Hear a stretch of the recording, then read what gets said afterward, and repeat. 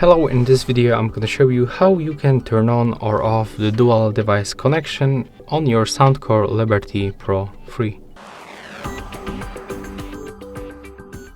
So to do this, you have to select your earbuds, then scroll down at the bottom and go to the more settings. Right now you can find this function just right here on the device list, and here you can just turn on or off the dual device connection. But when you turn it on, you will also turn off the LDAC codec, so it means that your audio quality will be not that good. You have to wait for that 10 seconds. And right now we can plug these earbuds to the two devices at the same time.